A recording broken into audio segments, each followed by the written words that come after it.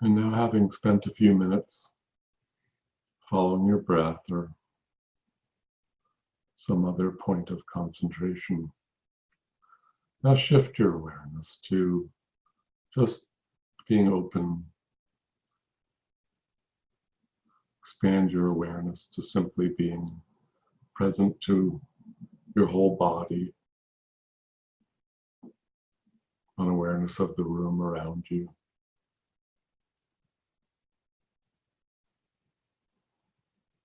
My voice,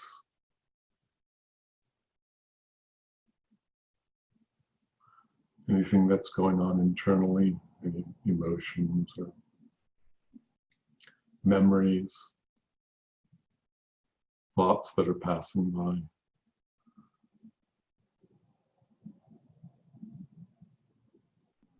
Just become more spacious now.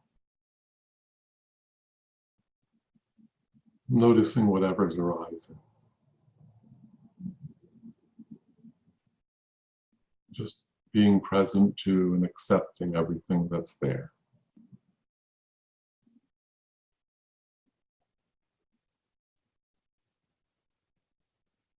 Your whole sense of the world around you and yourself. Just being with everything.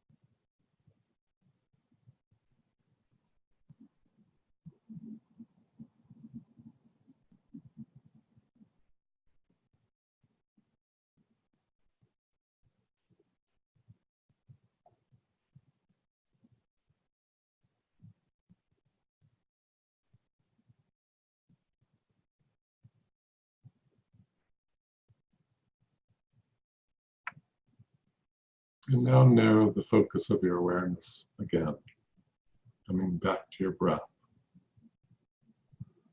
or whatever you were focusing on before. Letting go of everything else in your awareness, just letting that recede somewhat more into the background. Dwelling with greater calm but focused awareness on just the breath.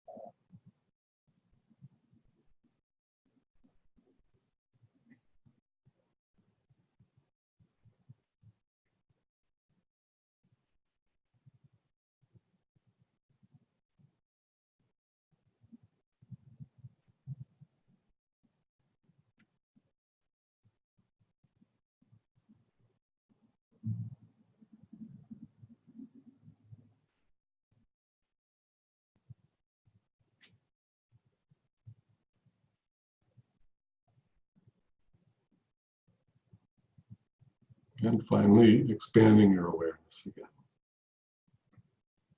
becoming more spacious.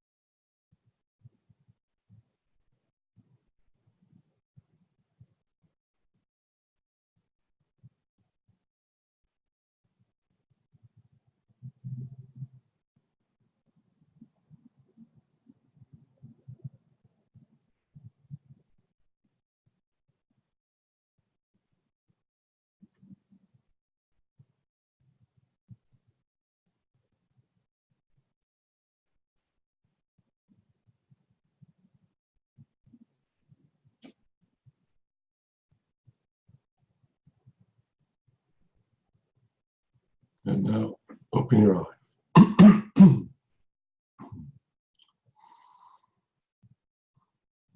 Bringing some of that spaciousness back with you.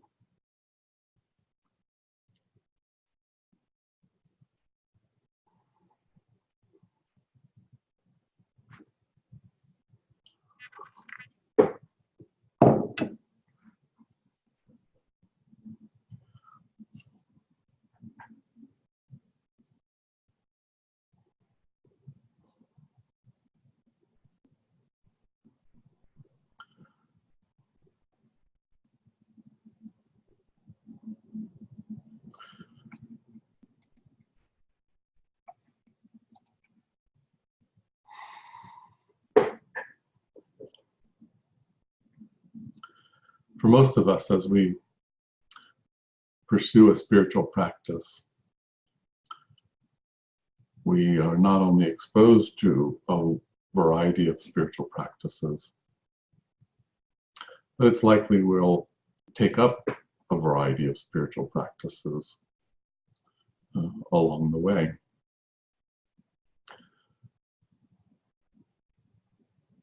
So it can be useful to have some sense of what the differences are. I mean, invariably, we're going to develop some kind of sense of what these different why there are these differences. But this understanding of the differences between different kinds of spiritual practices is certainly something that can evolve. So part of what I bring to the teachings that I offer is not only an exposure to specific practices and an understanding of how to engage in these practices, but also some insight into what are the differences between these practices and how important are these differences and what kind of impact do they have to engage in one practice versus another. In the meditation we just did is an example of a very basic distinction in spiritual practices between an approach that's more leans towards concentration as opposed to a type of awareness that's more open and you might say kind of global, where we're open to whatever wants to enter our awareness. At the far end of that spectrum of in that distinction between a kind of more selective and in a sense exclusive approach to concentration, where we select one focus or object of concentration and then we exclude. We try to keep bringing our attention back to that primary focus and exclude other things from our awareness. That's at one end of the spectrum, and at the other end of the spectrum is essentially allowing whatever's arising naturally of its own to come into our awareness. We greet everything equally and have a more spacious embrace of whatever's arising. This is a very important distinction to understand, as well as to understand what the value of each of these modes of consciousness are, and when we want to engage in one versus the other, or how to combine them in a more balanced way. So that's an example of one of the basic ingredients in both internal and external forms of meditation, but especially in our inner practices. And there's a number of others as well. So part of what I'm seeking in this course and other teachings that I offer to share with people is a kind of growing understanding of these differences and in a sense the kind of the anatomy of a spiritual practice. Like, what are the ways that we can break down the components of a given spiritual practice so that we can understand what it's made up so that we can have greater clarity about the nature of that practice. Because each practice really is made up of a number of key components. One of those components is essentially this quality that we were just talking about and exploring a little bit in our initial meditation, which is, are we concentrated on something in particular or not? Most forms of meditation usually involve some degree of selectivity in what we're concentrating on. And then the next very big question becomes, what are we concentrating on? Because obviously it has an impact, the choice we make. What are we focusing our attention on? In fact, in my experience,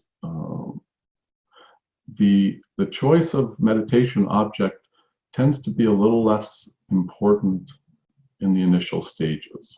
In other words, during the phase where the emphasis is on building up some concentration, for instance, learning to become more aware, more present, and essentially more focused and concentrated.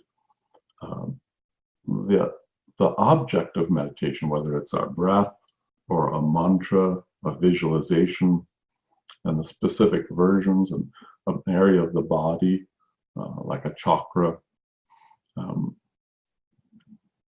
to some extent, it's not quite as significant what that object of concentration is in the early stages, because a lot of time is spent kind of going back and forth between the meditation object and wandering, or becoming distracted.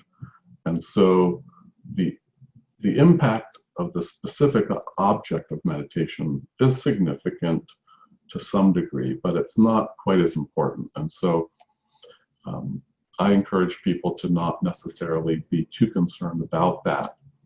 But in choosing that object, especially during that stage, an important criterion to use is, since becoming more concentrated and feeling kind of inspired to meditate is important in that phase, is the key kind of developmental thing, learning to concentrate, which is not an easy task. A good deal of most people's practice is spent in this phase that can take at least months, if not years, to develop a stronger concentration.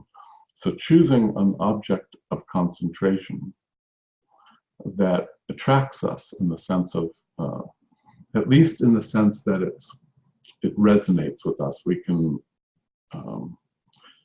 feel a sense of soul resonance, you might say, with why to meditate in that way. It's been my experience in sharing different forms of meditation with people over the years that it's not uncommon for people to immediately tend to be attracted to certain, if you present them with a variety of meditation practices, most people will tend to simply inevitably feel attracted to one form of meditation, or certain types of meditation more than others. For instance, I was talking to a person years ago, and we talked about the traditional practice used in various traditions of following the breath, like we did in this previous meditation. This was completely not something that she felt at home with at all. She had a hard time doing it. She was unable to be very concentrated when she tried to follow her breath. As soon as I switched her over to a visualization, she loved that and became much more concentrated. And it just felt like home to her. So people do have these natural tendencies. And so in learning to, for instance, in working with ourselves, we want to take advantage of that and explore a little bit to see what kind of meditation practices seem to be more natural to us. Where will we drop into a more present, conscious, and concentrated state more readily than another? Now, for some people, that change isn't going to be as big of a difference. So we won't be able to necessarily find that special form of meditation where suddenly will be at a much deeper state of presence and concentration. But generally, I find that it does make a difference for most people to explore, and so that's one of the reasons why I offer a variety of forms of meditation for people to explore, because of these differences that people have.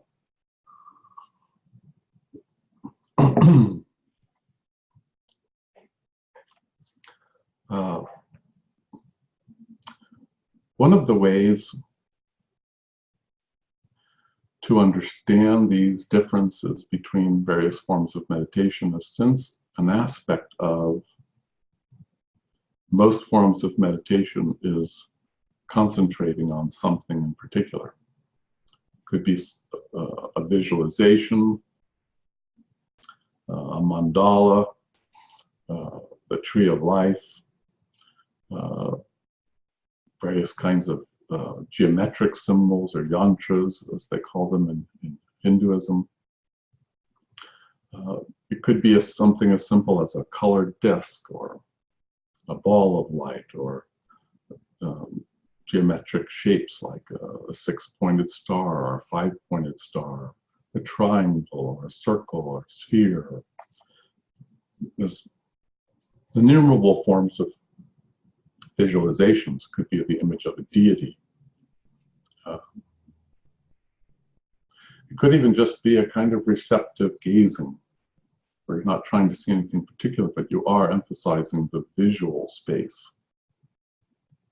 So these are just examples of a kind of more vision-based or type of concentration where vision is the emphasis, or at least a strong component of the meditation. So the three main senses that we generally work with in meditation practices are feeling or touch,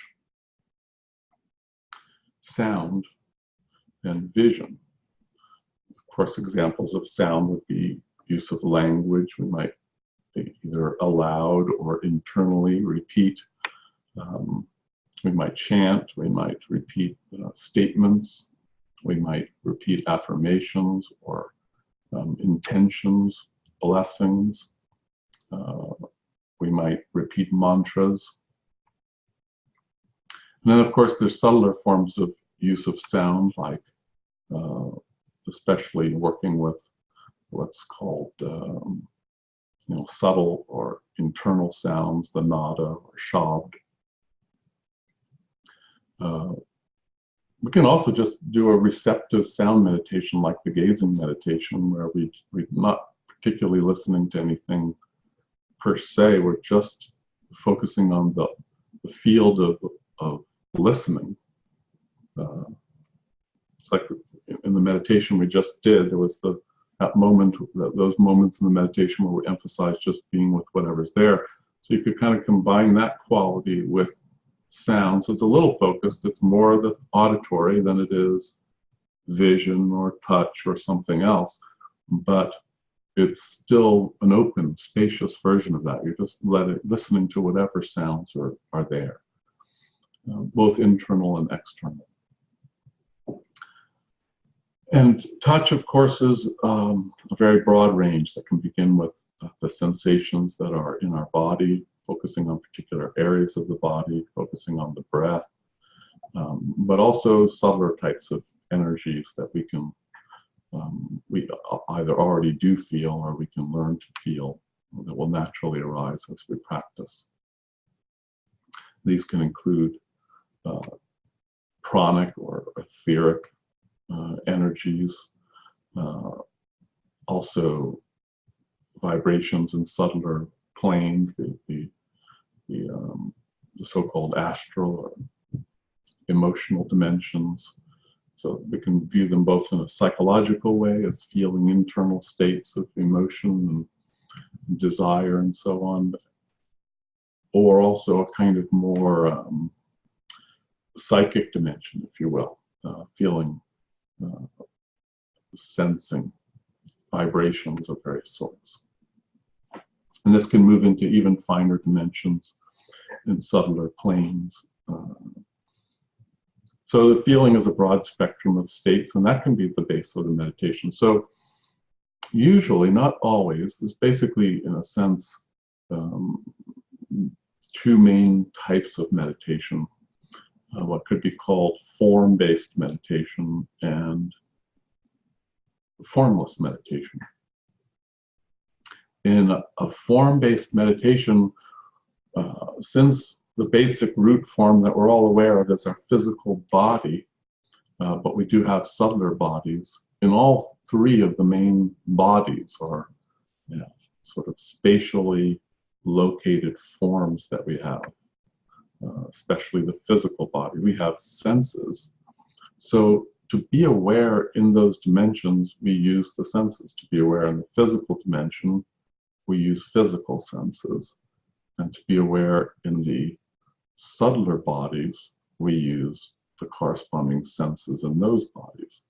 So for instance, if we are sensing an emotion, or even being aware of a thought, like for instance, if we hear ourselves talking to ourselves in words in our mind, we're using, in a sense, a form of clairaudience to hear ourselves talk to ourselves. We wouldn't be able to hear it if we didn't have a little bit of clairaudience. That is our mental body's ability to hear, and we can expand that sense in a variety of ways. So all of us have a little bit of this. That's the natural nature of it. It's the nature of our subtle bodies to sense things, and we have to do that in order to experience emotions and memories and thoughts and visualizations and imagination and so on. It's just not as well developed to the point where we would say, well, that's a psychic ability, like,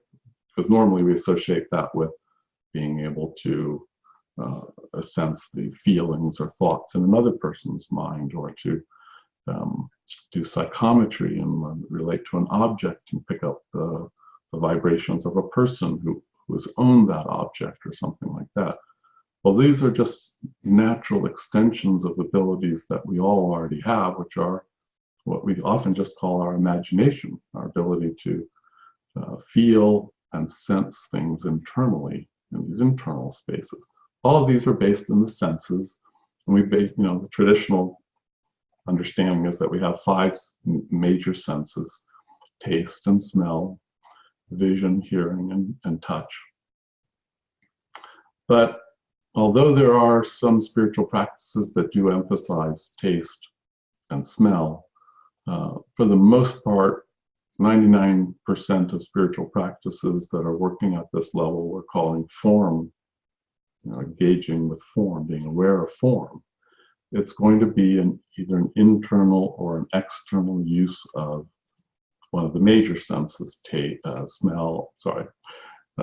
So taste and smell can be part of it, but they're not one of the major three that are used most of the time. It's sight and touch and hearing. So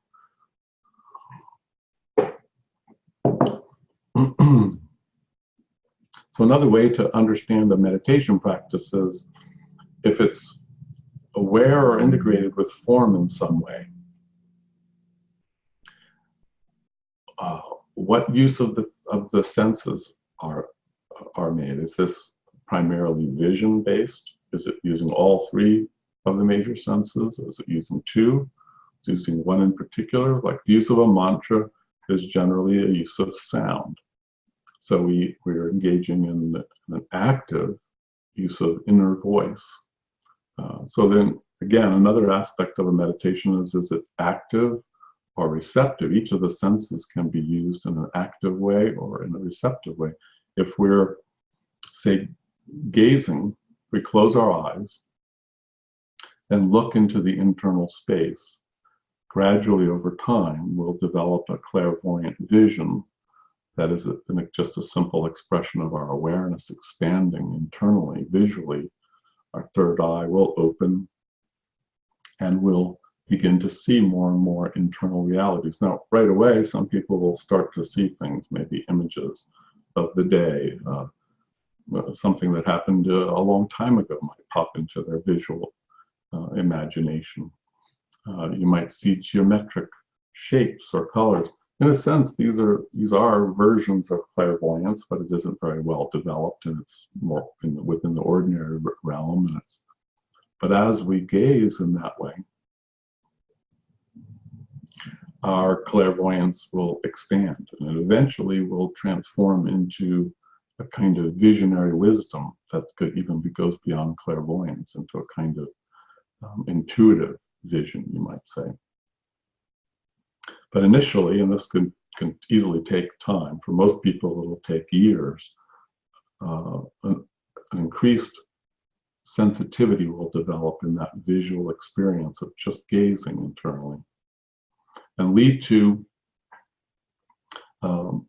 experiencing internal phenomena.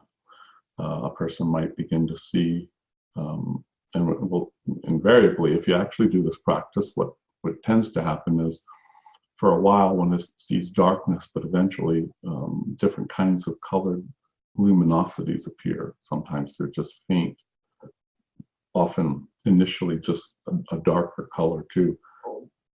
Like it could be sort of purples and deep reds and darker blues and these kind of colors.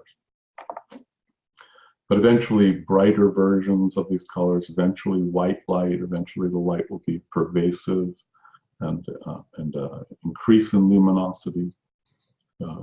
In fact, if one pursues a practice like this for a long period of time, the light will become extraordinarily bright, but not in a way that's uncomfortable, not like being in the very bright sunlight and it being uncomfortable to the eyes. If one opens to this gradually, one's consciousness adjusts and the luminosity is very comfortable and in fact blissful.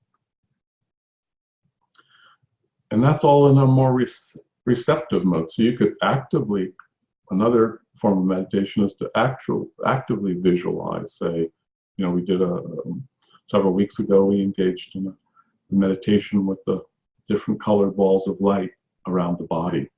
That's a more active form of meditation.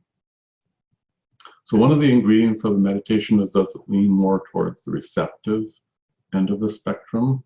Does it lean more towards the active end, like saying a mantra or actively visualizing something?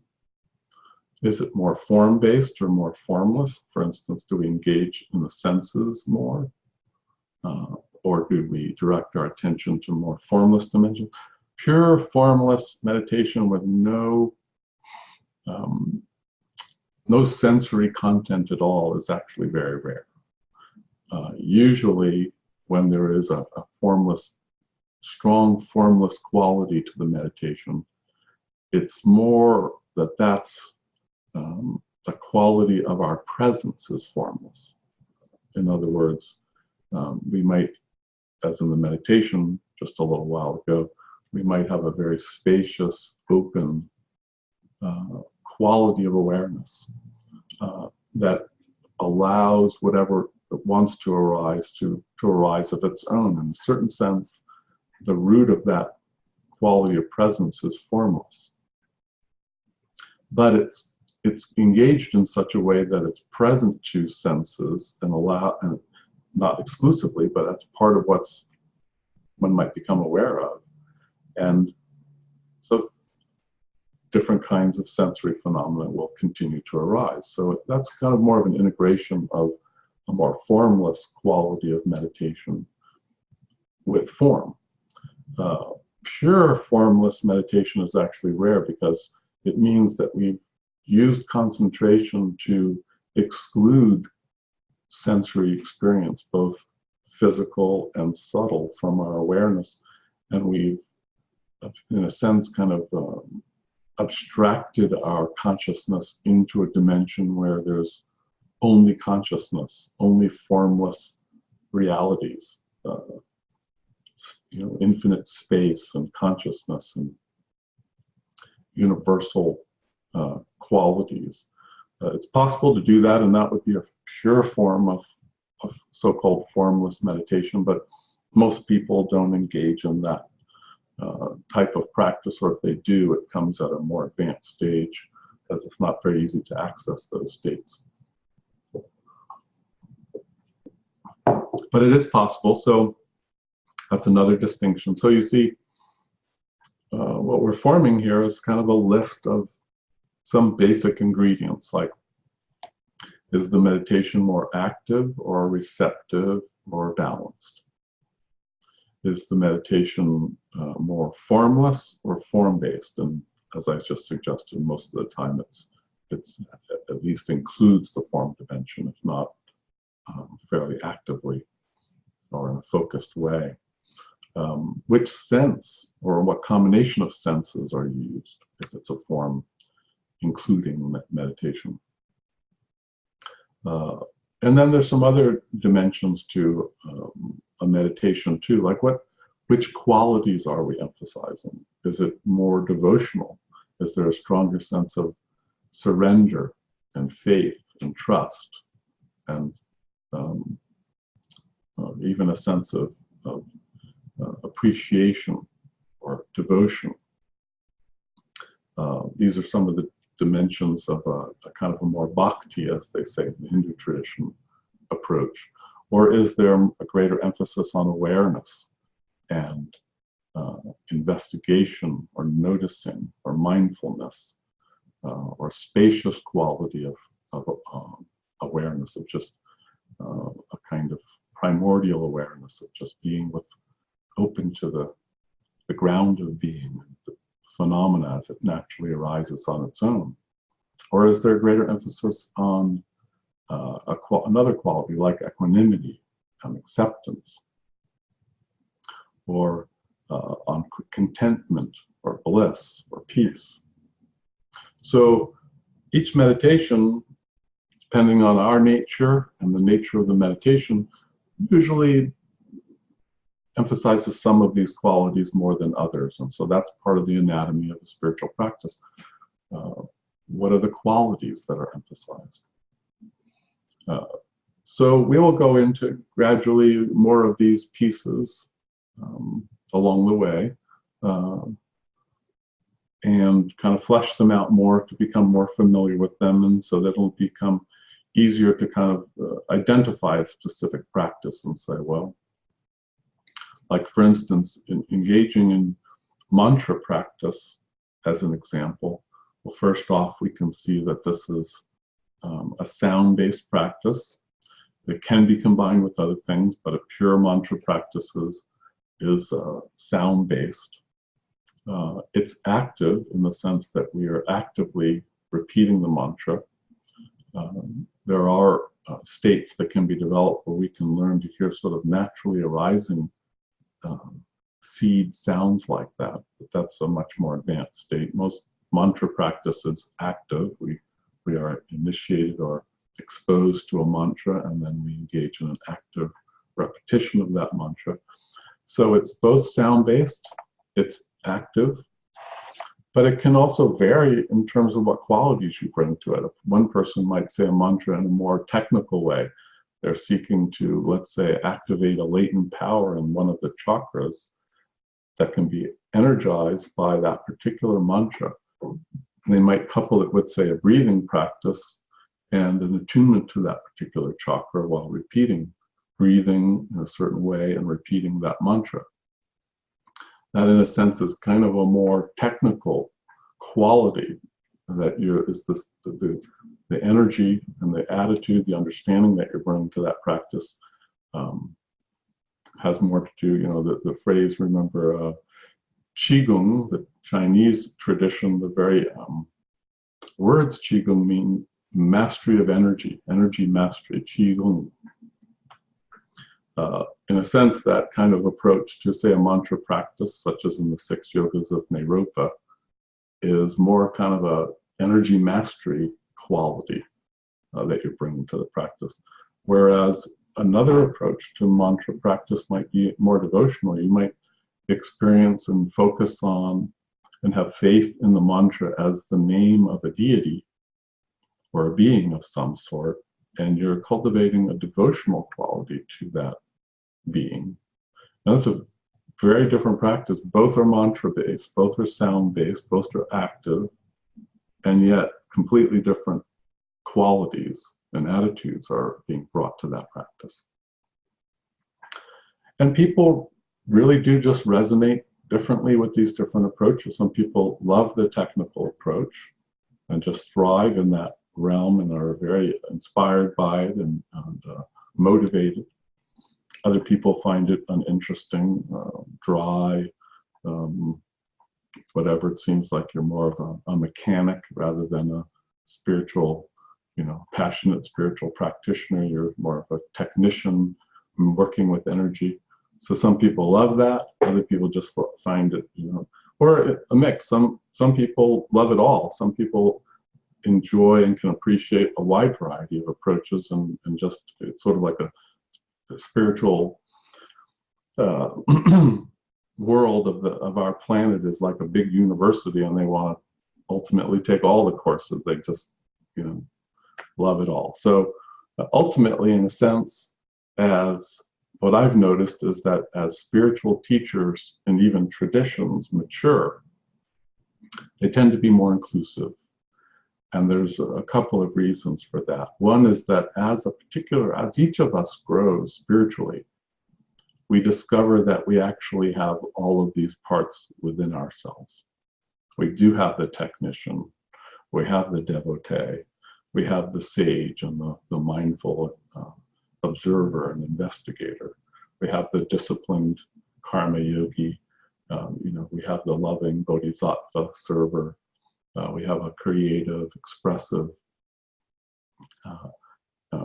type. There's a wide variety of different archetypes inside of each of us. And as we grow, it's natural for all of them to kind of come alive and to mature.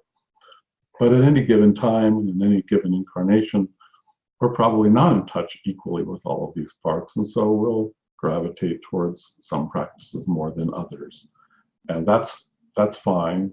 That's good. And so we're honoring that. And one reason for providing a sort of variety of practices, I don't want that to feel to people like it's kind of overwhelming, like I'm projecting the idea, you should love and want to do all of these practices. It's more like a buffet. I'm putting out different dishes, and you can taste them. Some of them, I'm sure many of you have been exposed to in the past, but we're putting them, out in this context. They can't possibly represent all the different kinds of practices. There's just literally thousands of different specific kinds of practices that humanity has developed over the millennia in different cultures. And it's, it takes a planet, you might say, to embody all of that, to express all of that. So it's not uncommon for me, for instance, to recognize something in a person where I'll see that there's a certain kind of practice that they really do resonate with best, and that they, for instance, if I'm working with them in some way, I might still want to empower them to seek that out in another context, because I don't really provide that. I can't possibly, as a single human being, embody all the different kinds of spiritual practices that exist. But we can develop an appreciation for that, each of us. And it helps, a key part of the spiritual path, whether it's really something that we're thinking about or not, is that it's very much a path of self-knowledge, of self-realization, of self-awareness. And there's really two basic dimensions of self-awareness. One is at the deepest level is realizing our true nature, our transcendental nature. And by that I mean not some part of us that exists somewhere else in some other realm. I mean the deepest reality of what we are here and now as our essential spiritual nature, our Buddha nature. So one aspect of self-knowledge or self-realization is our awareness of that part of our nature. And the other part of our growing self-knowledge is our awareness of what could be called our relative nature. For instance, one of those is, am I more of one of these technical types where I love that kind of thing? Or am I more of a kind of enlightenment, mindfulness, wisdom yogi, where I'm cultivating a quality of observation in my immediate experience that generates growing intuitive wisdom? Or am I more of a heroic karma yogi that is more inclined to political activism, or a devotee? Or this is just part of our growing self-awareness as we recognize these things about ourselves, or we might find that we are multifaceted and we need to sort of accommodate various aspects of our nature and include that in a broader spiritual path.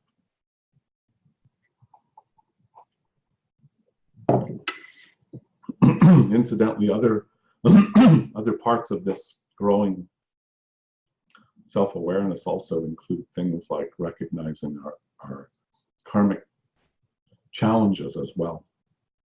As we practice, we'll inevitably notice things like, not only am I sometimes challenged in my meditation, for instance, by distraction, I'm beginning to notice there's a pattern. There's certain kinds of, I seem to be kind of a fearful person that's often worrying that is distracting me the most, whereas another person isn't worrying so much. It's some other types of challenges that are distracting them more. So at first it might just be sort of feeling kind of random thoughts. We don't really notice the reality behind them. We're just, oh, I'm thinking about work, or thinking about conversation I just had, or I'm thinking about food, or what am I going to eat next?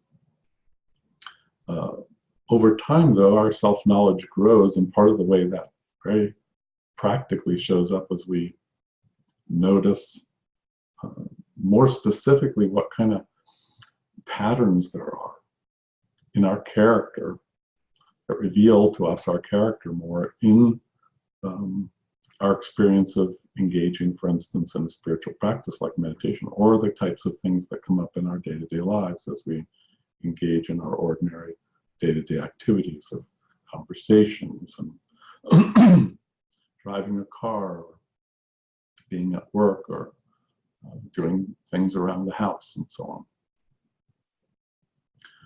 So all of that is part of that broader context of gaining more self-knowledge, which inevitably happens on the spiritual path. And part of that is this deepening awareness of our own nature and what kind of spiritual practices kind of suit us more than others. So that's one of the reasons to be exposed to a wider variety of spiritual practices, is to be able to kind of match them better to our own nature, especially during the stage, as I was saying earlier, of developing greater concentration. So during the rest of this course, and I'm sure in offerings in the future, I will continue to introduce different spiritual practices so that people can be exposed to just different options, experiment. But another reason to have some knowledge of these different kinds of practices is that they do have different effects. For instance, if a person is interested in developing clairvoyance, to work off the example that I brought up earlier, it's generally going to make more sense to emphasize some form of visual-based practice in order to develop clairvoyance. Now, clairvoyance per se isn't necessarily the most important thing to focus on in our spiritual practice. The quality of our character, the quality of our presence, and the depth of our wisdom are the essential things in our spiritual development. But there are a variety of capacities that are essentially inevitable. If we engage in spiritual practice long enough, clairvoyance is more or less inevitable.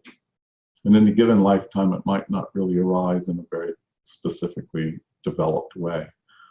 But over the long term, it's just sort of part of the package as we awaken spiritually as a human being. One of the things that happens is we become clairvoyant.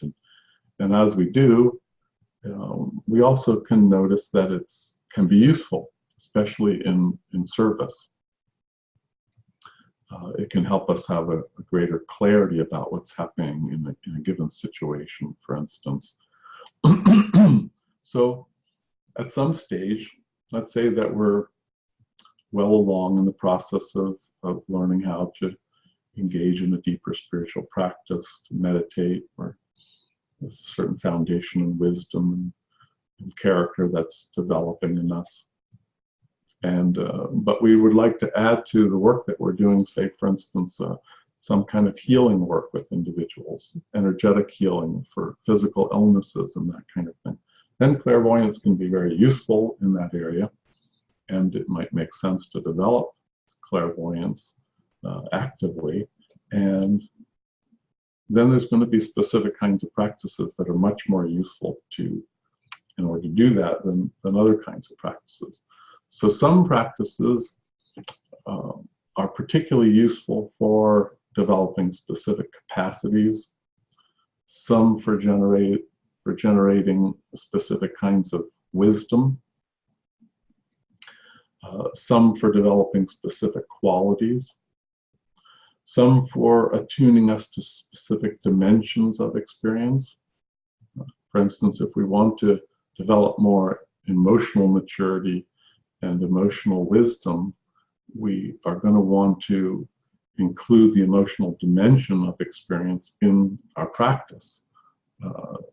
Our overall spiritual development will invariably infuse that emotional dimension, and emotional maturity and wisdom will naturally come. But if we want to kind of accelerate that in a more focused way, engaging in practices that help us to integrate it there are important, would be more efficient.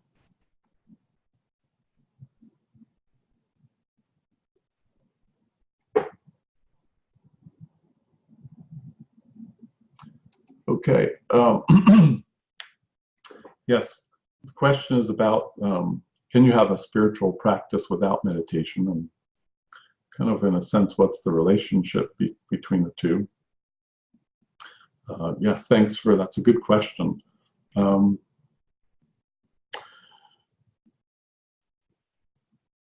Yes, there can be a spiritual practice without meditation. In a sense, it kind of depends on what we mean by meditation. The way I and probably most other people more often use the term is to refer to times when we're sitting still, or at least our movement is more restricted. So meditation is generally, a term used for a sort of more introspective, quieter practice. But in a sense, the basic quality of meditation can be carried over into day-to-day life as well. And in fact, ultimately, that's part of the goal of spiritual practices, to integrate our spiritual presence with day-to-day life. So in that sense, a quality of meditation does invariably get integrated with day-to-day life. Another type of spiritual practice, perhaps the most basic, is what is called in the Hindu tradition karma yoga. And it's called karma yoga because it means it's that practice that we engage in while we're active in day-to-day life. So most people would use the word meditation to mean those times when we're usually sitting still on the cushion, and then karma yoga is essentially a main other area of practice where we're, how do we cultivate, for instance, a quality like patience or acceptance or equanimity or kindness in the midst of our activity. And in fact, that's a very important part of the path, and it's actually going to be, I'm going to have at least one or two talks coming up in the next few weeks that are specifically focused on that aspect of the path. I would even imagine at some point in time, I'm sure in the next year, I might even do an entire class that's primarily focused in that area. So that's a very important area. And in a kind of more balanced path, there's a strong inclusion of that aspect. And some people choose to primarily emphasize that aspect. In a sense, you could say, in a sense, most religious traditions in the world, when they focus on teachings that are for the average practitioner, the average participant in a given religious tradition, most of the emphasis is on karma yoga, or the integration of spiritual principles in day-to-day life. There's usually some emphasis on prayer or some kind of contemplative methodology, but most of the time it's limited to, let's say, for instance, I was brought up Catholic. In my family, that pretty much meant that you tried to be a good person in your day-to-day life. You went to church on Sunday. There was a little bit of prayer during the church service, so that was the kind of introspective part. And then during the week, we would pray just before we went to bed for a couple of minutes. And that was, again, a kind of introspective part. So really, 90%, 95% of the emphasis in that teaching that I received, I'm not saying all forms of Catholicism are this way, but the version that I was taught was, it was about 98% about, love of God, being a good person, and then a little bit of prayer. That was the sort of meditative side, you might say. And that's not uncommon, as far as I can see. Most of the time, the emphasis is more on the karma yoga side.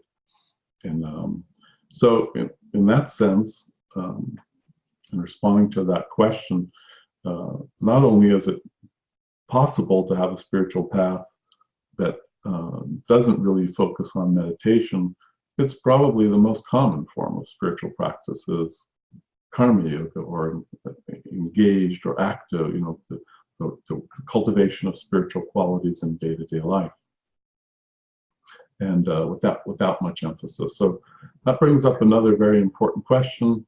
It's actually kind of a large topic, and that is, so what is the relationship between the two? Like, how do we understand the relative significance on a spiritual path between meditation and karma yoga? And without getting too deeply involved in that conversation right now, it is a very important one, and actually I intend to come back to it more in the future. But to treat it a little more briefly right now, the main reason that people engage in meditative practice is perhaps three reasons. One is that some people just naturally feel drawn to it. So it's just kind of something that they intuitively want to do. And there isn't necessarily like a goal or reason involved. It's just something that they want to do. So that's kind of one type of motivation. Of course, people can combine these motivations. Another reason, perhaps the most common one, at least at the beginning of the path, is that it's taught by a variety of spiritual teachings, and I agree with this, that meditation helps to accelerate the rate of our spiritual awakening. And the reason for that's is very simple, really. It's because spiritual awakening in its essence concerns the quality of our awareness, the quality of our presence. How loving are we? How patient are we? How relaxed and spacious and accepting are we? How focused are we? How compassionate are we? How peaceful are we? And these spiritual qualities, whether we think of them whether we engage these qualities primarily as the focus in the meditation, or they just kind of come naturally through the practice, whatever that practice that we're engaged in is. They're ultimately recognized in virtually all spiritual traditions I've been exposed to as a key both method and result of spiritual practice. We grow in these spiritual qualities. We grow in wisdom. And so, in a sense, what we're trying to do in a spiritual practice is deepen these qualities. And if we're engaged in activity, if we're engaged in a specific behaviors, let's say we're, well, right now, as I'm sharing right now, engaged in a teaching activity, in a sense, in order to be engaged in spiritual practice at the same time, I need to be mindful of the quality of my presence while I'm engaged in that activity. Otherwise, I'm just sort of on automatic. Things are flowing, and that's fine, but the quality of my presence isn't necessarily deepening as efficiently because I'm not reflecting on that. I'm not activating that through my awareness and my intentionality. Whereas if, let's say, we sit down and we stop engaging in behavior, then we have more resources available to think about how awake am I right now? How concentrated? How loving? How accepting? How peaceful am I being? Now we have the resources that I'm using, say, to talk right now, or that we use to wash the dishes or drive a car. Always, whatever the behavior we're engaged in, it takes some awareness and often other resources to execute those tasks.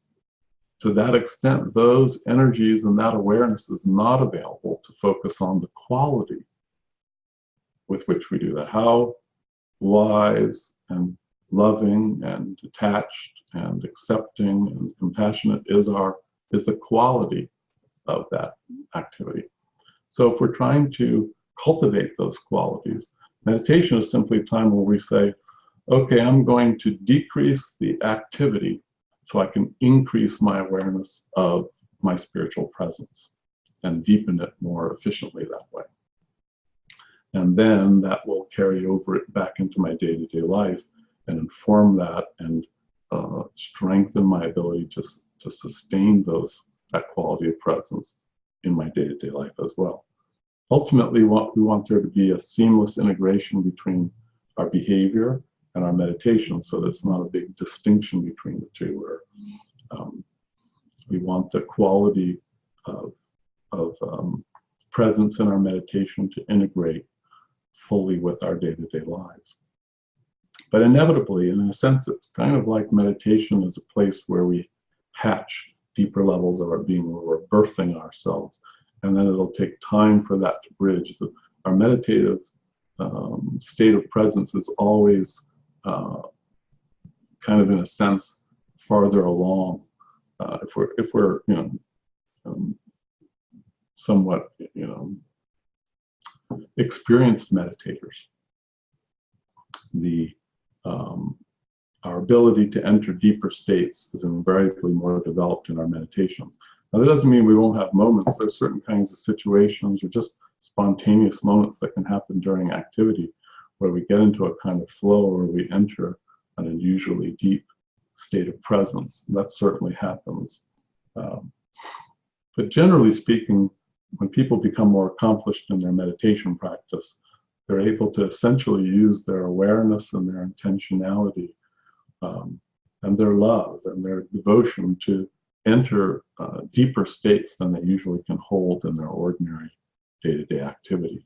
So it becomes a kind of place where inspiration and deepening and accelerated spiritual growth is activated, and then that infuses and inspires and informs the rest of our lives. So certainly it's perfectly accessible and valid to engage in a spiritual practice that emphasizes or even just is exclusively about karma yoga. But the sort of sales pitch, you might say, for meditation is that it helps to strengthen that. It helps to accelerate that and to build on it. It's not something instead of day-to-day practice. We don't want to neglect who we are in our day-to-day lives. In a certain sense, the foundation of our inner practice is our karma yoga, the cultivation of the quality of our presence in day-to-day life is always the sort of beginning and the end of our spiritual practice. It's the foundation is laid there, and it also comes back to that as the inevitable end result. So I see there's a couple of other questions that have come up, but I want to go back to, I think it was, Linda's original question. Just check in. Let me turn on the. He's trying to sell her. There we go. Okay. Linda, did that address your question?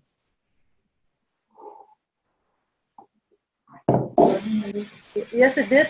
It really did, because actually I don't like to meditate. You know, when if I have to be honest, I don't like it. And if I have to be more still with why I don't like it, it's because there's always a sort of restlessness coming up. But I do meditate, and sometimes it comes out naturally.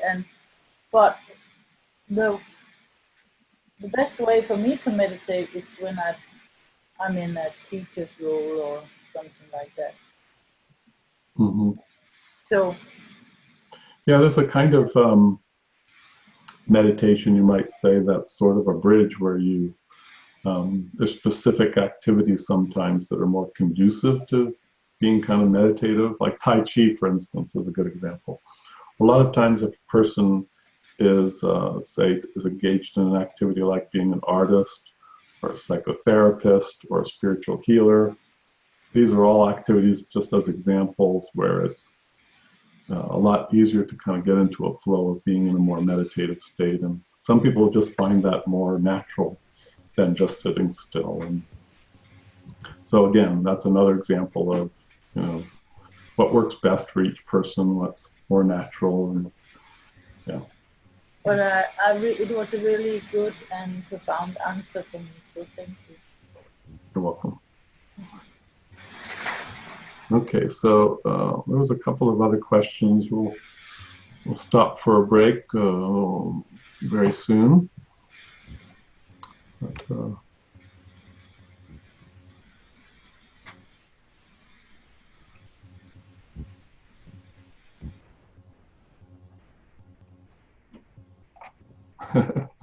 nice sales pitch, huh? Okay. Glad you appreciate it. Okay, well, any other questions about that theme? It looked like some of the other things that were put into the chat box were kind of more like comments, if I'm not mistaken. So thanks for those. And any other questions about what we've been talking about so far before we take a break?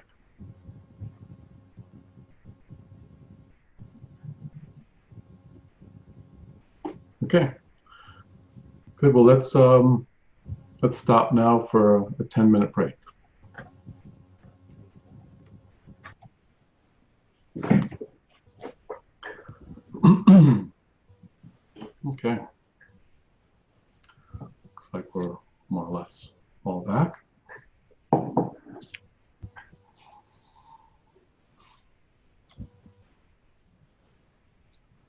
see that there's been some more questions added.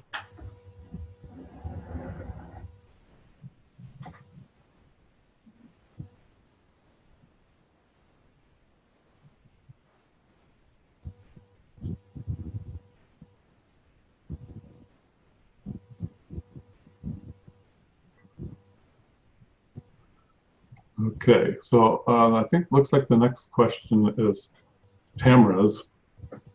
It's about the nature of form and formless meditation. To some extent, I think the answer to your question, it says, for instance, in the Heart Sutra, there's the famous line, form is no other than emptiness. Form is emptiness, and emptiness is form. Part of the challenge there is that there's a little bit of a semantic issue about the definition of terms. The way I'm using the word formless here is probably not exactly the same there. Sometimes when people use the word form, they mean the whole relative dimension of experience, and then they use the term formless to mean the absolute emptiness, the non-dual.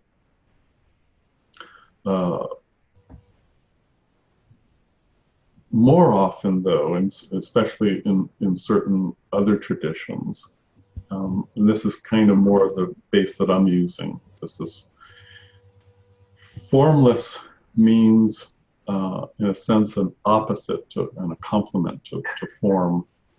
It's like if we were to say, if we were to say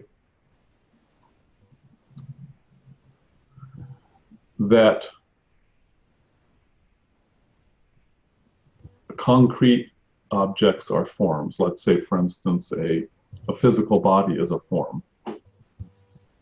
And to use maybe an analogy from science, science talks about there's energy and there's matter. So we have concrete specific things like particles, like atoms and molecules. But then we also have, things like magnetism and electricity. And these are more energies. The energies exist more as like fields, like gravity is in a field and magnetism is in a field. And it doesn't have quite the same location that, say, matter does. So it's more formless. And yet there's still something there. It's not as if it's a nothingness or a radical transcendent nothingness. It's just that relative to form, it's less specific, it's less localized. In a sense, it's the same way in the different dimensions of reality, where the physical world that we live in is generally a more concrete realm and a realm of forms, and even the subtler realms that we talk about, like the bardos in the immediate afterlife, for instance, the astral and mental planes, are also realms of form where there's images and sounds and bodies and environments and so on. Beyond those realms, though, there are more formless realms where there are things like qualities, like the quality of awareness or the quality of equanimity actually exists as a kind of field of energy, if you will, in these dimensions. And in reality, there's a total interpenetration between the realm of form and these so-called formless realities, but you can separate them out with your awareness. And for instance, in a human's ordinary state, even though this world is deeply interpenetrated with formless energies like consciousness and love, or formless laws like karma. See, karma is an invisible thing. It has no form. specific karmic events have form. Like you can say, here's an action and it led to this result. Those actions and results have form, but the law that links them together is invisible, it's formless.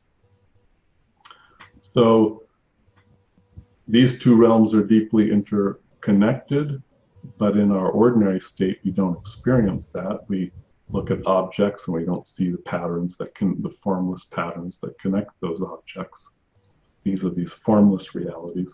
Or you can do the opposite. You can go to those form realms and ignore form and just immerse yourself in sort of quiet, empty, abstract spaciousness of these formless dimensions.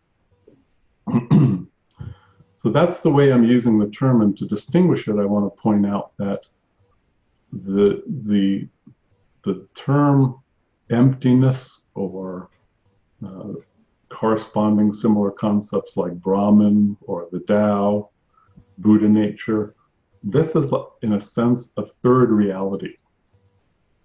It's not the same as what we mean by these formless subtle dimensions that I talked about earlier.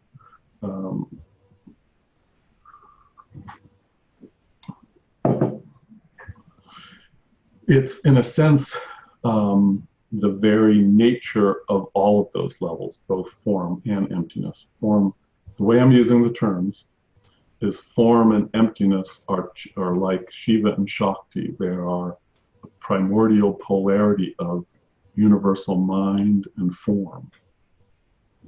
And they're deeply interdependent. And then there's another reality that's the very nature of both of those. It transcends them, and it's the very essence of what they always are. And that's Buddha nature. That's the true meaning of emptiness.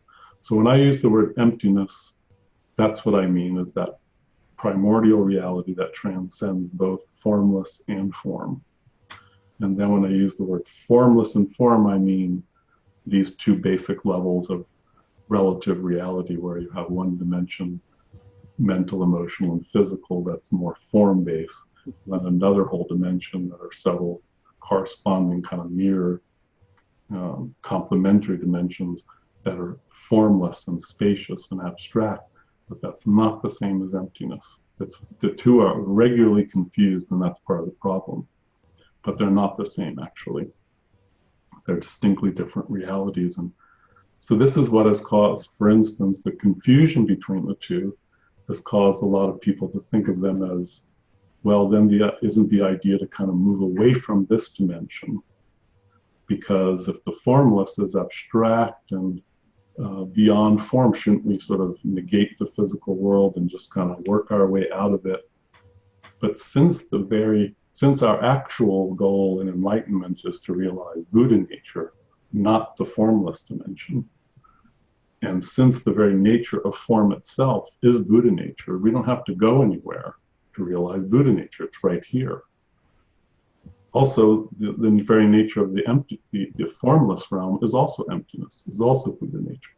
So by realizing that, we also realize that dimension. But if we confuse the two, then it seems like, oh, I need to go to this abstract realm, this realm of potential, this realm of unmanifest, this realm of formless, spacious, non-physicality and non-incarnatedness and non-humanness, and I need to get away from that to realize the other. And that's part of the unfortunate, consequence of confusing those two. We're not suggesting a spirituality that needs to take us away from our human experience and our physicalness, because all of that is Buddha nature already. It's a question of realizing that reality. So I hope that made sense. It's a tricky issue there. So let's see, getting a few questions.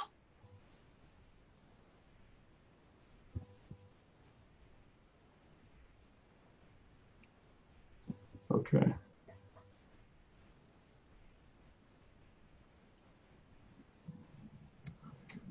Say, Christie's had a question about the variation on the daily meditation. Let me see if So, do you want to say more about that question, or 'cause I'm not quite clear yet what you mean by that?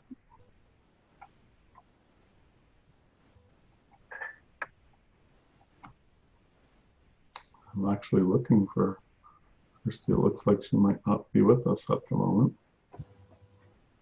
Can you hear me now? Yes. Can you hear me now? Yes. Oh, there you are. Yes. Mm-hmm. All right. I will describe it a bit because it happened during the Christmas pause what we had here. As I was meditating before the Christmas, I had a normal meditation. I was able to reflect on what I was doing on the meditation. And then in my life appeared a situation with a conflict with my friends. And I tried to seek a peace for that. And during several days, always in spite of the meditation, this conflict appeared in my meditation. And I concentrated on that conflict and let it be, as you said last time, the elephant in the space. And then somehow there appeared some points of view, some new insights to this conflict for me. Mm-hmm. So there was nobody saying anything, no words, or I just noticed something. Wonderful. Yeah. Yes. This is something new for me. I have. That's great. Yes. Well, that's. Yeah. In many ways, I think that's the most powerful way to gain a new understanding about something is to be with it and to feel it fully and to accept it. And then often as we go deeper into that and just be with it, our understanding about it will shift and we'll get inspiration. Our intuition will come out and we'll just know something about it. We'll just understand something. It'll help to, often it's eventually, I would maybe take that a little further and say, eventually, everything like that in our lives, if we're present to it in that way, eventually it'll be illuminated like that. Eventually we'll get, now it might not happen like in your case, it happened to happen fairly quickly. So you must have been kind of right for that to happen. Sometimes our issues can, we might have some lifelong issue that we've been with for a long time, and just being with it in one meditation is not going to lead to a big shift where we suddenly have a different point of view about it. But it will eventually likewise get clarified. Gradually, our intuition about it will shift and we'll understand it better. So I actually wanted peace. I was meditating peace. I wanted to rest. I wanted somehow to be in equanimity with that conflict. And I had several days before we met again. And but these insights came. So I just wonder where do they come from? And is it normal as a variation, so that somehow my meditation takes in the scope that what is important now for me? Is it only so that I have to accept everything what comes and let it be? And because during this time when I got these insights, there was so a little this light. I couldn't somehow feel the lightness, and I was peaceful after that. I was more, yes. But where do they come from? Well, it's a wonderful discovery, because what it is an experience of is the truth of our nature, which is that our soul, for lack of a better term, our inner nature, which we open to when we are more peaceful and present and accepting of reality, of whatever's happening. It opens us to a deeper part of our nature, and that part of our nature naturally is able to turn experience into understanding. It's a quality that is part of our spiritual nature, which is that it illuminates things. So if we, as we develop this ability, both in meditation and or in our day-to-day lives, of being more at peace, being more accepting, being more willing to be with challenges and life, and so the more we develop these qualities of awareness and presence and concentration and acceptance and so on, then we can bring those qualities to situations, whether it's while they're happening or as you did in meditation, and then those qualities have a nature that they foster intuition, they foster intuitive insights. They just happen.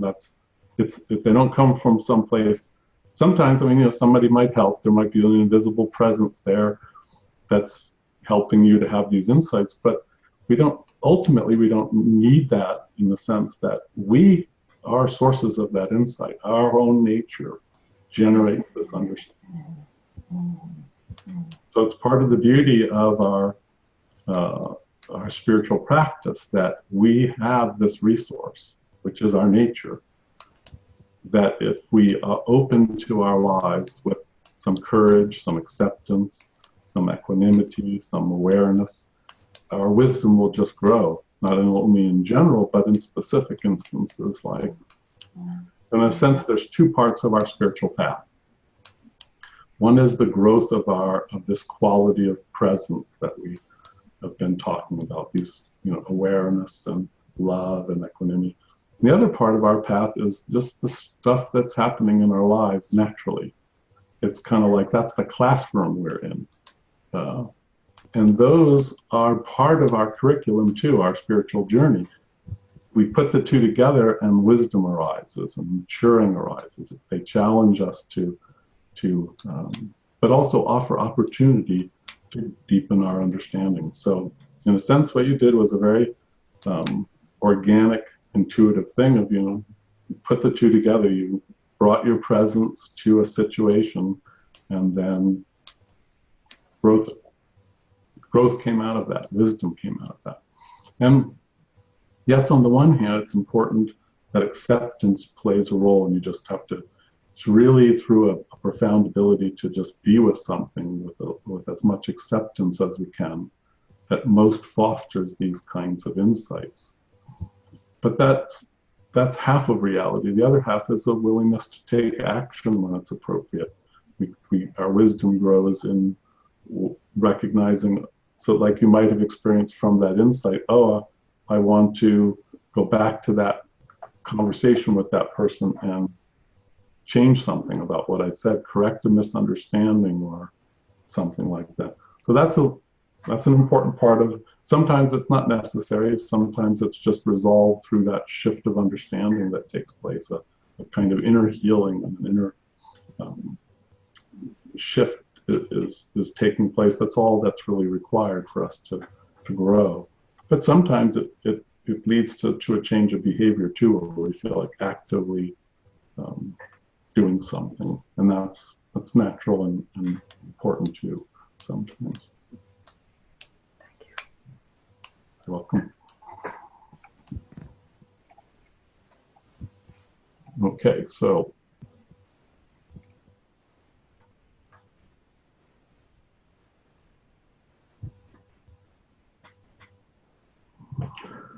now, Tamara, I see a question about, can't someone sit with form and essentially end up with formlessness? Is that a follow-up question, or was that also from before? That was just a further part of, that was like part 2 of the same question. Okay, so did we cover that I already? think so. Okay, great.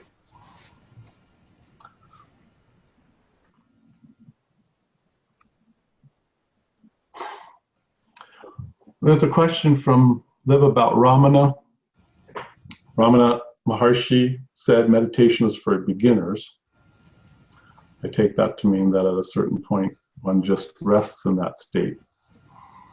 You know, part of this issue with people's beliefs and things that people have said about meditation often comes down to, at least in part, what people mean by meditation. Ramana, as often as people know, taught a practice he called self-inquiry. And he tended to distinguish self-inquiry from meditation. That self-inquiry was one practice and meditation was something else. And for Ramana, meditation often meant more like various kinds of concentration practices, like repeating a mantra, for instance. So for Ramana, since he felt that developing wisdom about the true nature of the self was the core of deep awakening, that it was necessary to engage in some kind of inquiry into the nature of the self. And therefore, any meditation that wasn't doing that wasn't really the final meditation, such as like saying a mantra seemed to Ramana like it was more like a preliminary practice that was useful maybe to build up concentration, but it wasn't this final process of deep self-inquiry, and so it was more preliminary. I think that's kind of what Ramana meant, was that meditation, because he was defining it as not this process of self-inquiry. But in most traditions I'm familiar with, especially, for instance, say in the Buddhist traditions, the general term meditation would be used to include practices like self-inquiry. And then if you do that, then it really wouldn't make sense to say meditation is for beginners, because that includes the very practice that Ramana was saying was the core method he recommended for self-realization, which was this practice of self-inquiry. So I don't know if that's making sense, but I think it's mainly a semantic issue. If we define meditation broadly enough to include practices like self-inquiry or many others that ultimately lead to self-realization too, then that kind of clarifies why Ramana would make that distinction, because if you include them, then you wouldn't say meditation is for beginners, because it includes things like self-inquiry. But if you want to semantically define meditation as limited to certain kinds of practices, then I don't even know if I'd say for beginners. It's more like you could say they're preliminary and foundational. So that's, one could get into a more involved discussion of that quote. But I think that's the gist of it. Does that make sense, Liv? Yes. Let's see, I'm not sure if, there we go. Yeah, okay.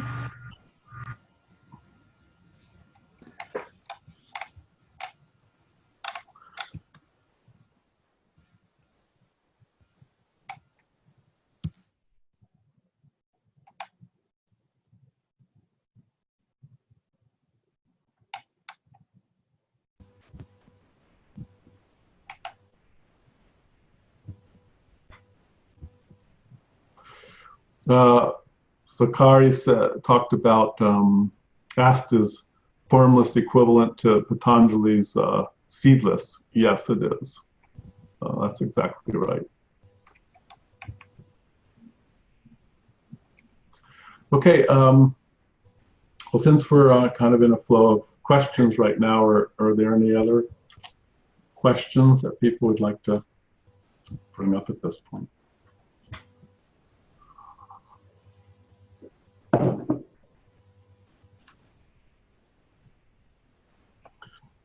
Okay, why don't we do a meditation then?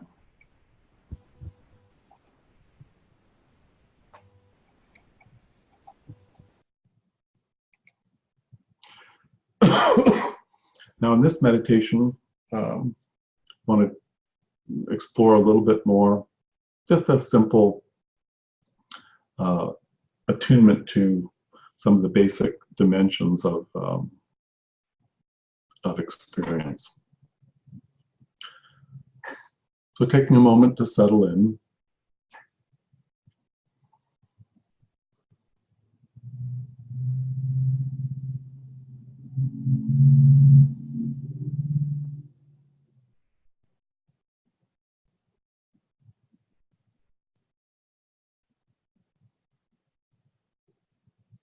Relaxing.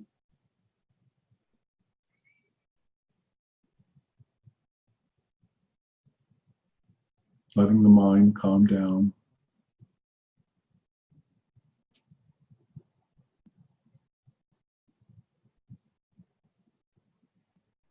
Feel the body more fully.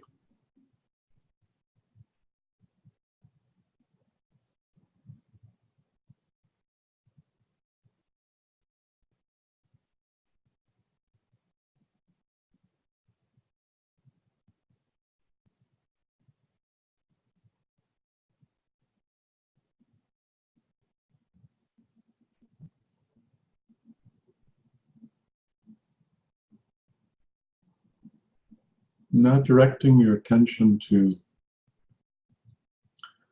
the space in front of you with your eyes closed, just looking into the internal space.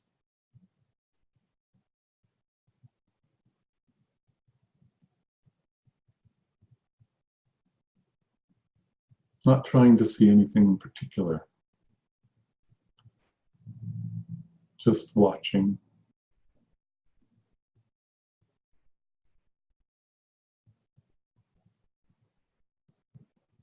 Noticing whatever is there. Might be mostly darkness.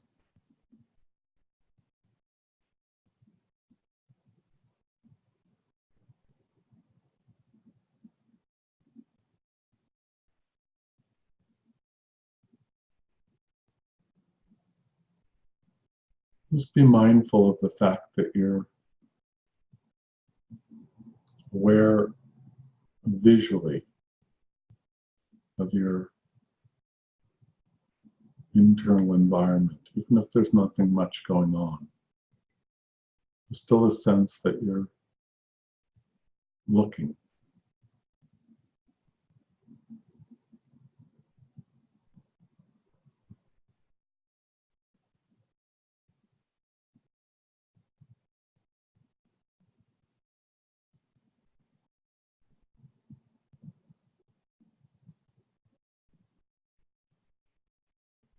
Seek to just keep bringing your attention back to gazing into the internal space while remaining relaxed and calm.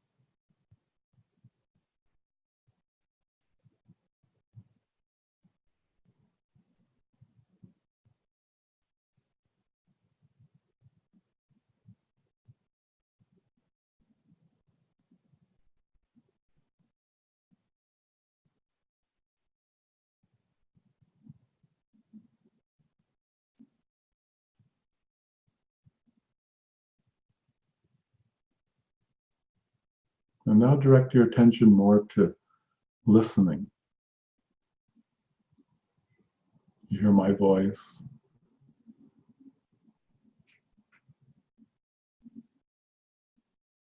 You may hear the sound of your breath.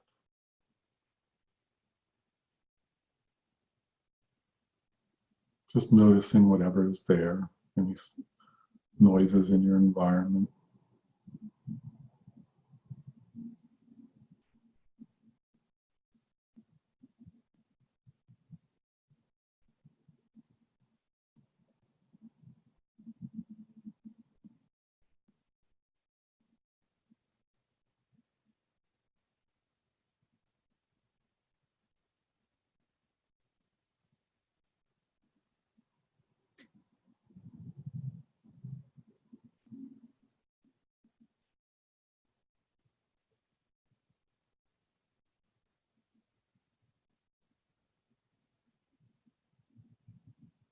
You may hear internal sound as well.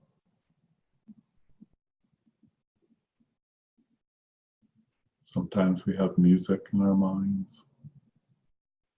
Sometimes our internal voice is talking. You may even hear subtle sounds, like a humming or a high-pitched tone. Just whatever is there, both within and without, just containing it all in your awareness. Just noticing whatever's there.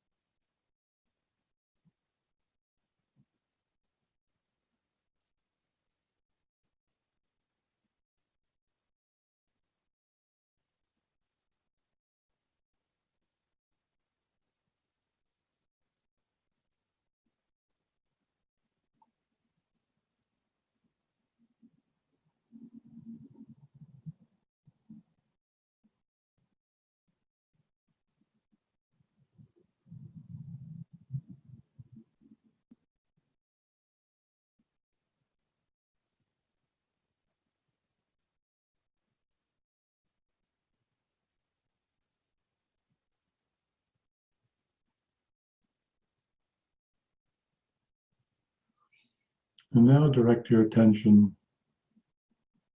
to feeling, beginning with your body.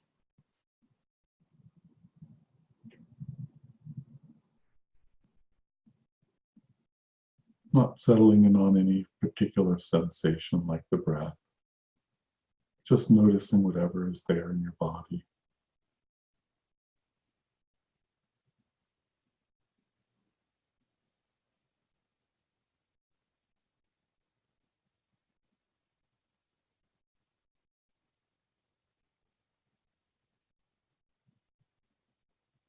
There might also be sensations of heaviness or lightness, tension, sense of peace, sense of agitation. Might be emotional states or just a background feeling of emotion.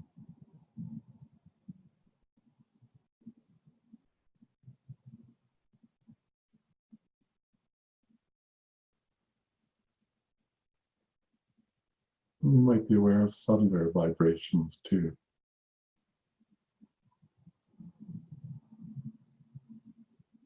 Generally, a spacious awareness of feeling.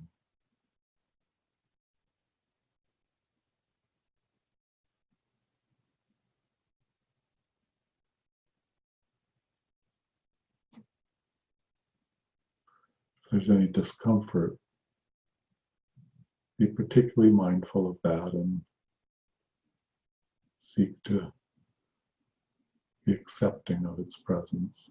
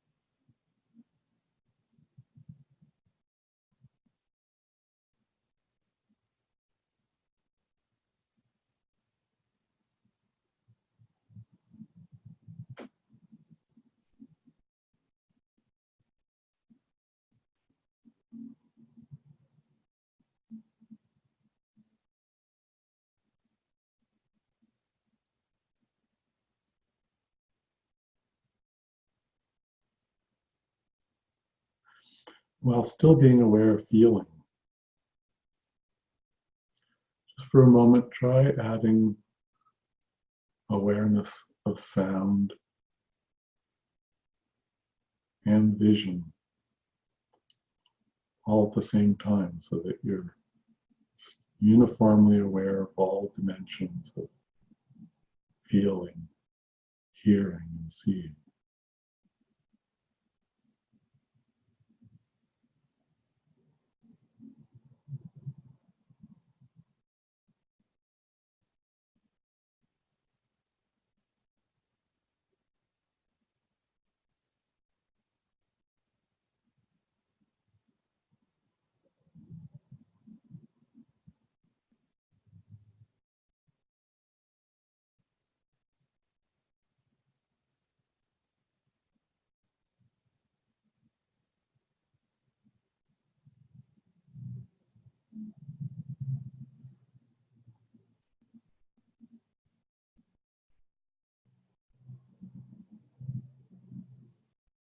And now bring your awareness back to a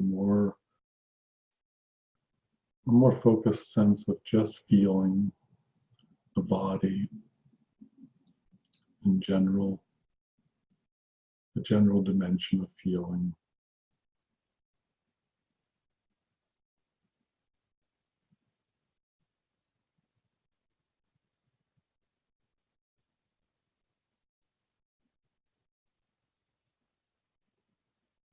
And then when you feel ready, open your eyes.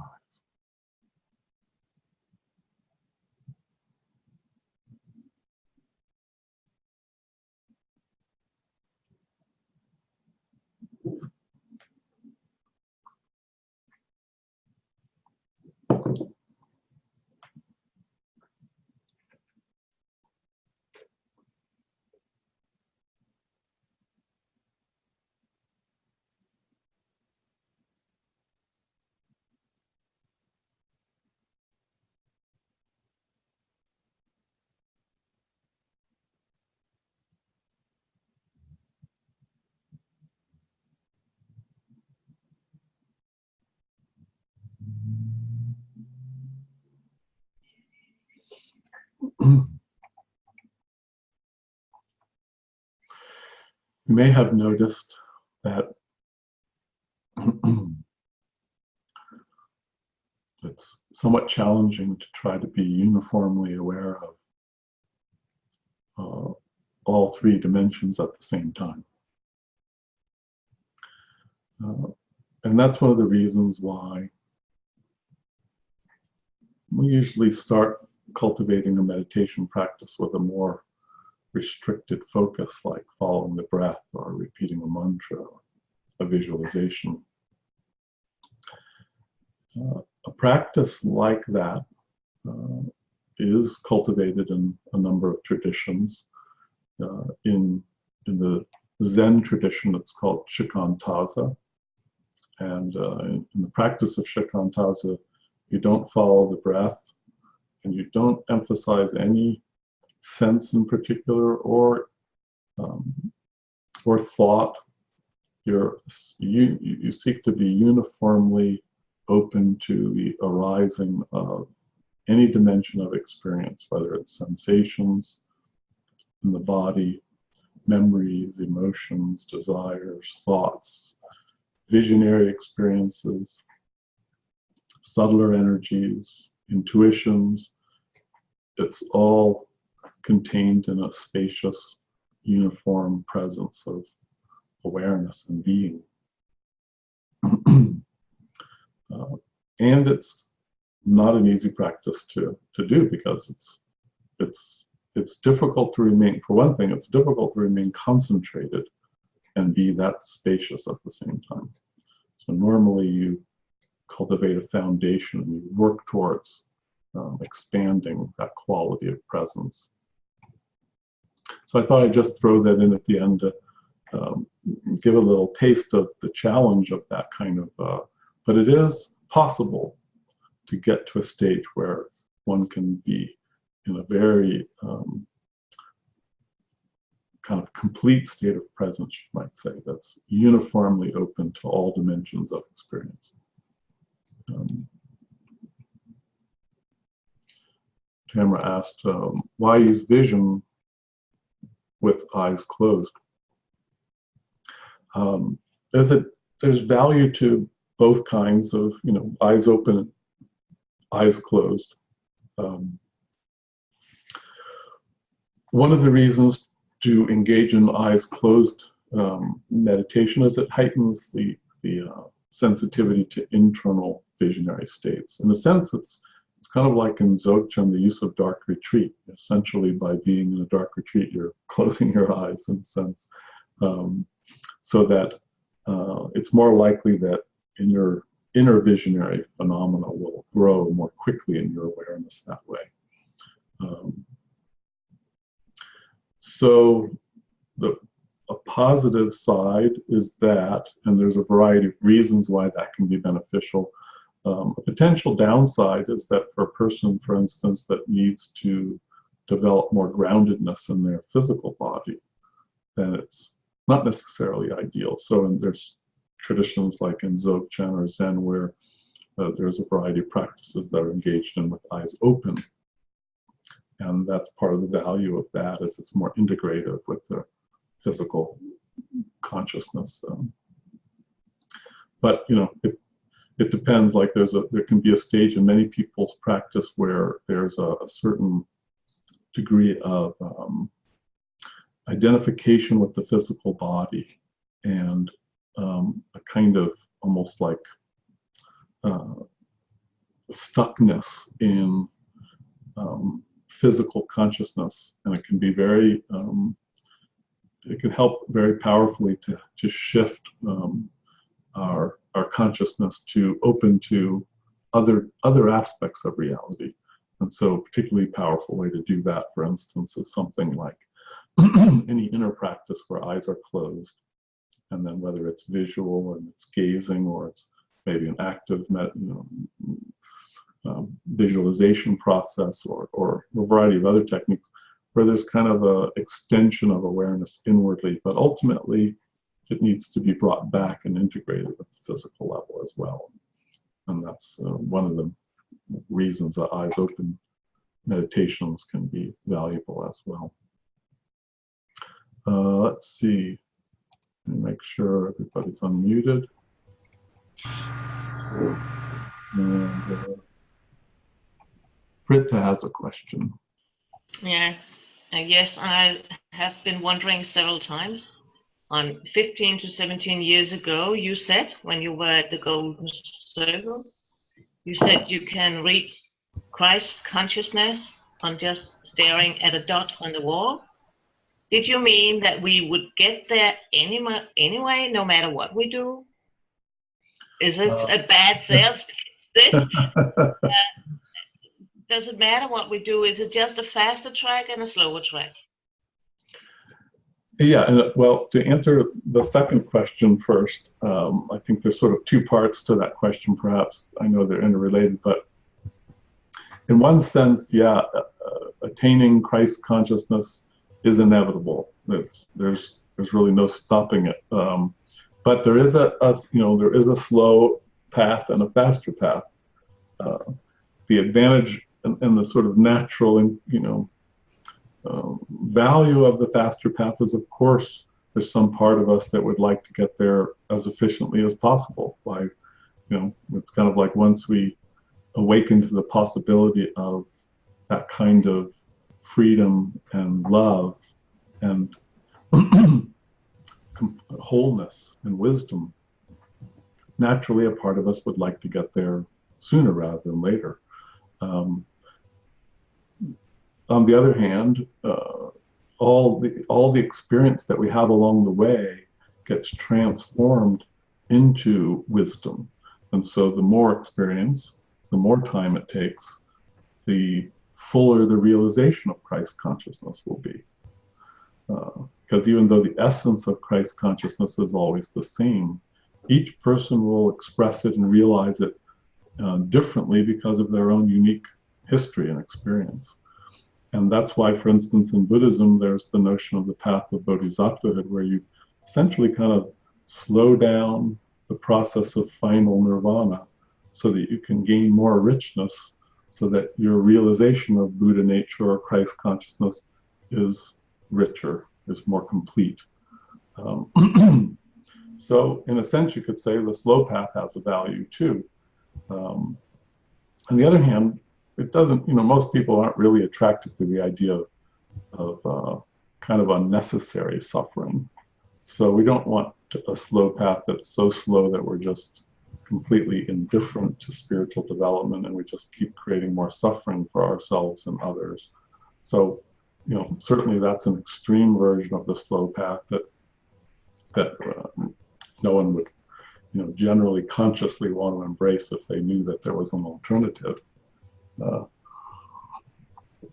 it's kind of more in the middle, I think. Most people would fall somewhere in the middle where they're not necessarily in a tense hurry, but they're also not wanting to just, completely ignore their spiritual development.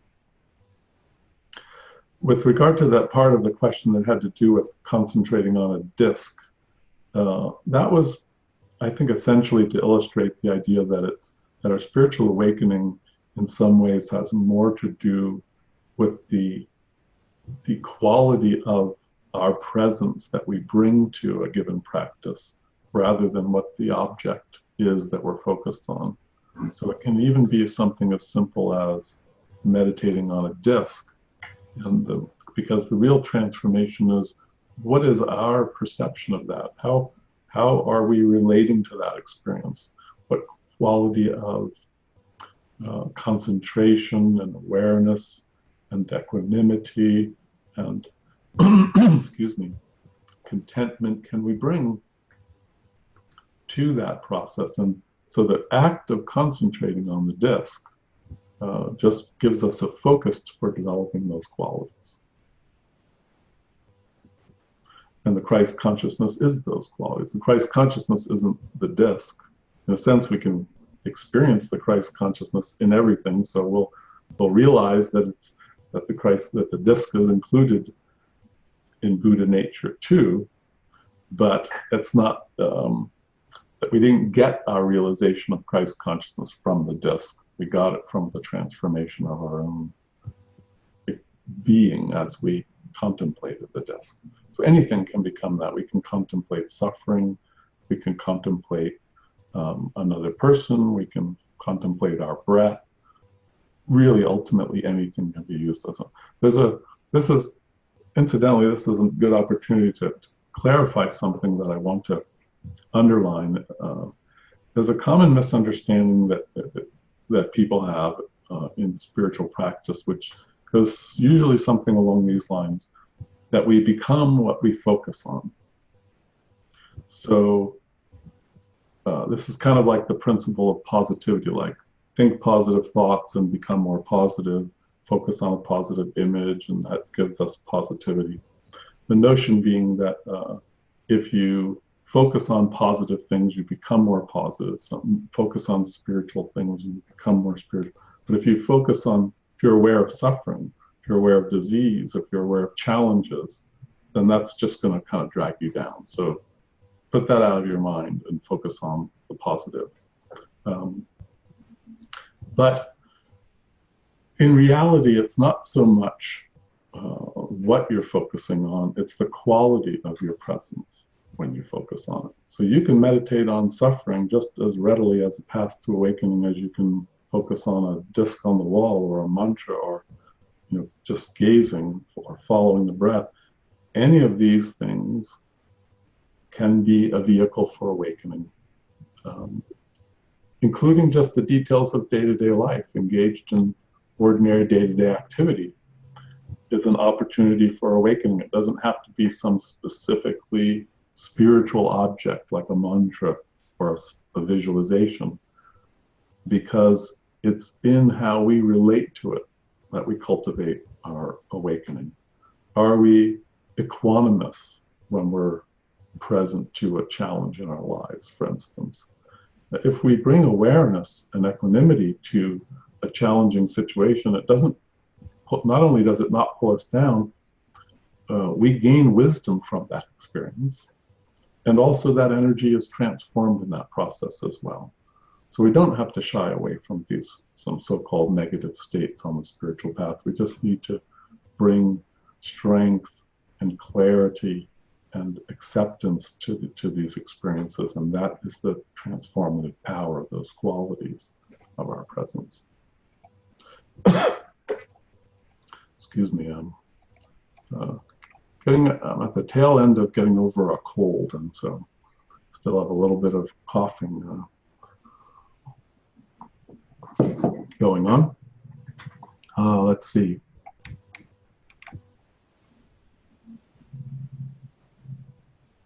What is my definition of Christ consciousness?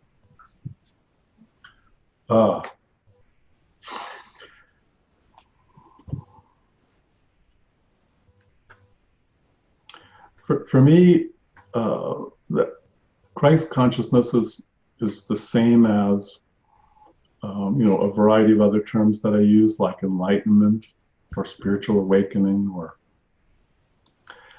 and what I mean by Christ consciousness has a few basic aspects to it. One is that on the most accessible level, Christ consciousness is the awakening or cultivation of spiritual qualities. So spiritual qualities are facets of Christ consciousness. But we can think of those qualities as like the petals of a flower, and at the essence of the flower, like where the petals come together, there's an essential reality that we could call the heart of Christ consciousness, the heart of enlightenment, and that is a little harder to define.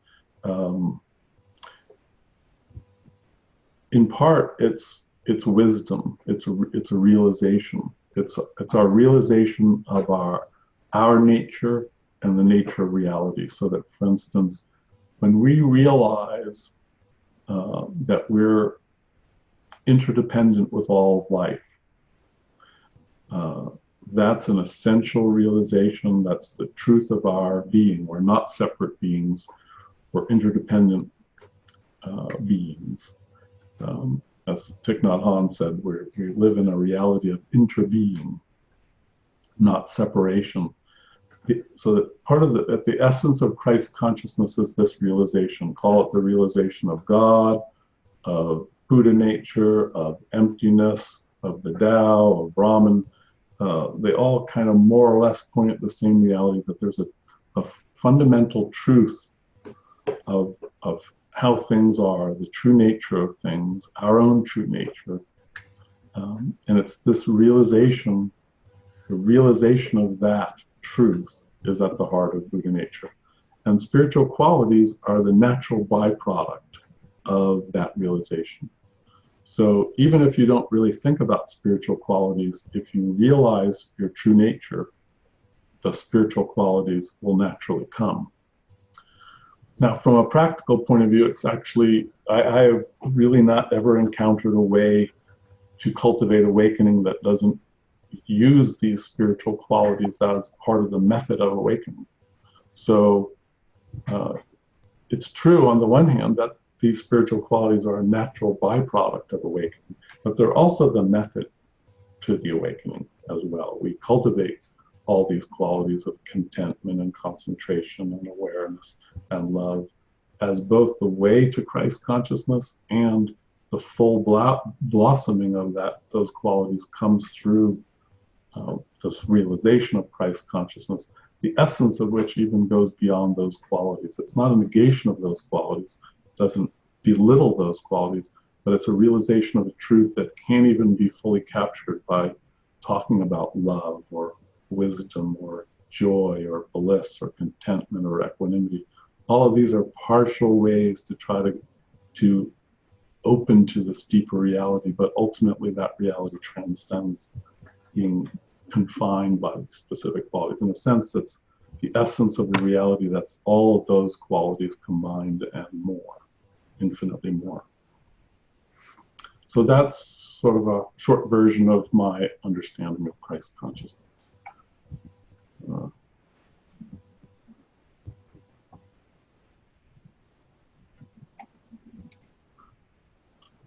Johnny, does that help? Yeah, I don't see if I have the, make sure I'm on here. There we go. Now it's on.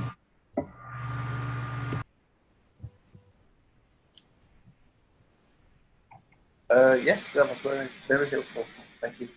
Okay, you're welcome. Okay, any other questions?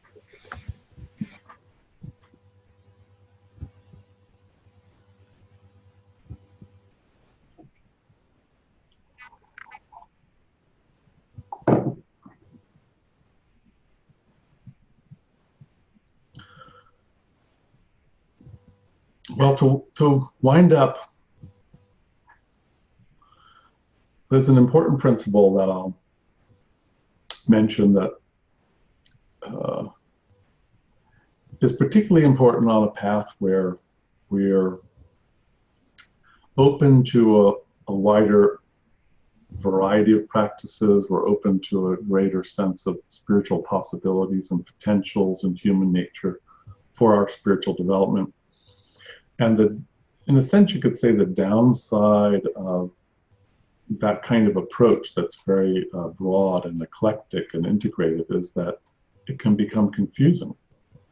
We can become kind of lost in the complexities and vastness of all of these possibilities. So to counteract that challenge, I suggest for people to do a kind of preliminary exploration of different possibilities, but to more or less begin to focus in on some particular practice. Let's say if you're attracted to a meditative practice, which obviously I encourage, if you want to sort of maximize your spiritual awakening, meditation is universally recognized as an important key to that process. And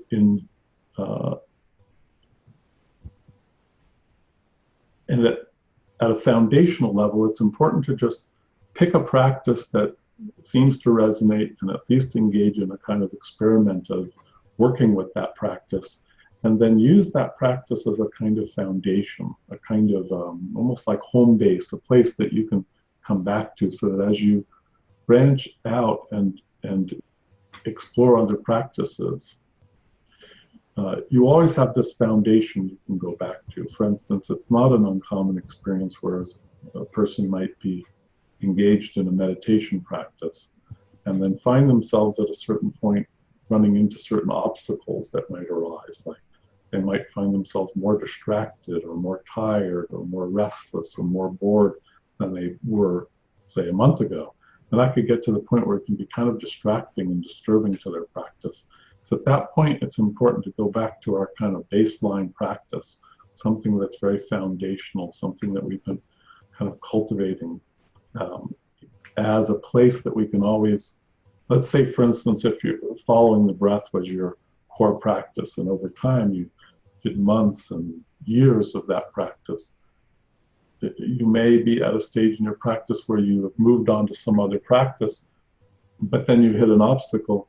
It may be challenging with that particular practice to weather that challenge, that obstacle. So, but if you go back to your baseline practice, you have this strong foundation there. And usually keeping that foundation practice fairly simple, something as simple as a mantra, a visualization, following the breath, something like that, is most people find to be a kind of particularly useful way to keep things simple. And remembering too that it's not necessary to engage in complex practices. That it's wonderful that so many, in a sense, more sophisticated practices exist. But one of the things we notice in most advanced spiritual traditions like Taoism or Tibetan Buddhism or the various traditions in the Hindu, whether it's Kriya Yoga or Tantric Kundalini traditions or Raja, it's invariably, in the end, they boil down to some very simple, essential practice that's used to go to the essence of things, whether it's Nada Yoga, whether it's Shikantaza. It can be something, and in some traditions like Zazen or Zen, it's often the same practice that you started at the beginning. It takes you all the way there. So there's no need to think of this as some kind of complex process where you're going to end up doing all kinds of different things. The reason I'm exposing people to a variety of things is because not everybody resonates with the same practice. That's one of the most important reasons. So I want people to have some exposure to different things. But it's possible, depending on the practice, that practice will be the one that sticks. The very first practice that I did back in 1978, when I first began to meditate, is essentially the same practice that's my core practice now, 40 years later. So it's not necessarily something that it'll be sort of like for this. It might be, you might move on to other kinds of practices. For me, I've explored a wide variety of other practices in addition to that basic practice. But that practice remains sort of like the core and most essential practice for me, and the one that I've engaged in meditation with the greatest amount of time. So there was one more question. It looks like that's not a question. Thanks for sharing though, Liv.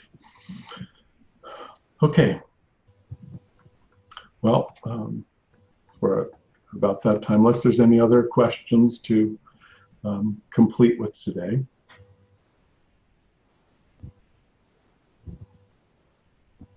Well, I want to wish everybody a happy new year.